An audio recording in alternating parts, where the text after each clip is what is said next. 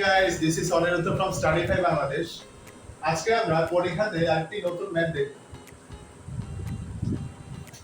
আচ্ছা, তো এখানে কি বলা আছে? 4 হতে লম্বা প্রথম চারটি পরীক্ষা যথাক্রমে -1, 5, -30 ও 108।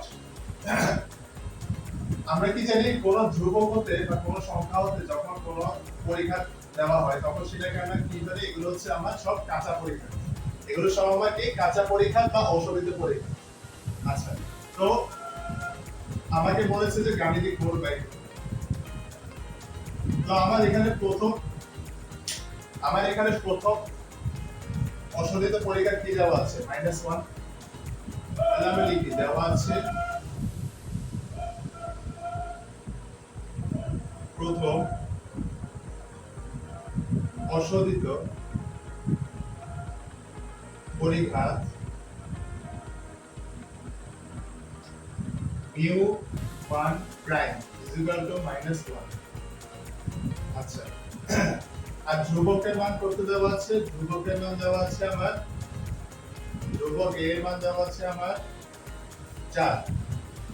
আচ্ছা, আমরা কি জানি গাণিতিক গড় কিভাবে বের করতে পারি?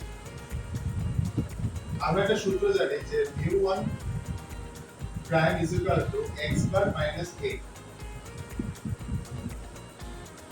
মানগুলো বসাই দিই, -1 is equal to x bar মান জানি না, মাইনাস a এর মান হচ্ছে 4। আচ্ছা, তাহলে আমরা এটাকে এই সাইডে নিয়ে আসি, কি হয়? x বার সমান -1 প্লাস 4। তাহলে আমার গাণিতিক গড়ের आंसर কত? 3। গাণিতিক গড়ের आंसर কত? 3। এরপরে আমাদেরকে বলা হয়েছে যে ভেদাঙ্ক বের করতে। আমরা ভেদাঙ্ক মানে কি জানি? Sigma square. সিগমা স্কয়ারকে আমরা কি জানি? সিগমা স্কয়ারকে আমরা লিখতে পারি μ2।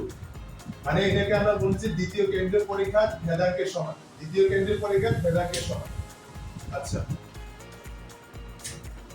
তো এখানে ভেদাঙ্ক মানে হচ্ছে আমাকে দ্বিতীয় কেন্দ্রীয় পরীক্ষা বের করতে বলেছে।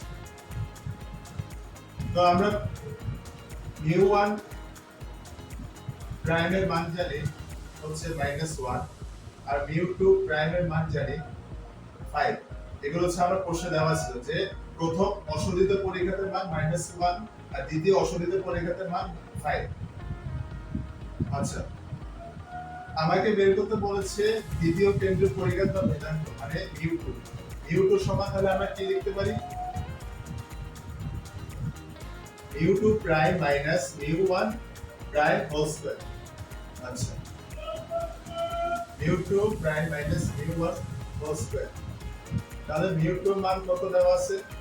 5 মাইনাস μ1 প্রাইমের মান দেওয়া আছে -1 স্কয়ার।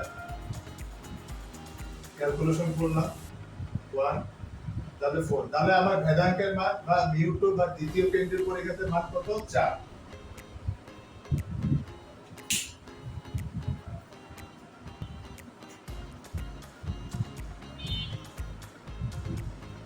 এরপর আমাদেরকে বলা হয়েছে যে তৃতীয় কেন্দ্রীয় পরীক্ষাতে মান বের করতে। তৃতীয় কেন্দ্রীয় পরীক্ষা দ্যাট মিন্স μ3 এর মান আমাদেরকে বের করতে হবে। আমাদেরকে কি দেওয়া আছে? প্রথম অশোধিত পরীক্ষা তার মানে μ1 প্রাইম ইজ ইকুয়াল টু -1।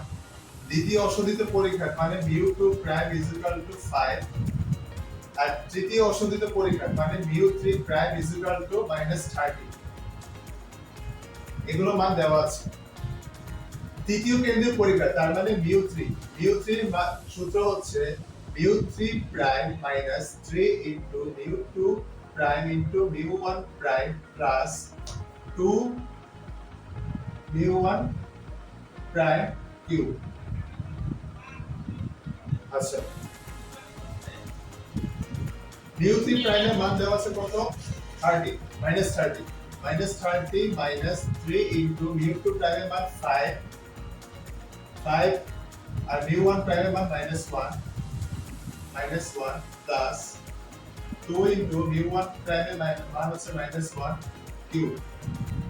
তাহলে আমরা ক্যালকুলেশন করলে কি পাচ্ছি? -30 মাইনাস এটা মাইনাস মাইনাস প্লাস হয়ে যাবে 15 আর এটা হবে যে -2। তাহলে আমরা ক্যালকুলেশন করলে কত পাচ্ছি -30 প্লাস 30 তাহলে -17। তাহলে আমার তৃতীয় কেন্দ্রীয় পরিঘাত মানে μ3 এর মান হচ্ছে কত -70। That's the answer.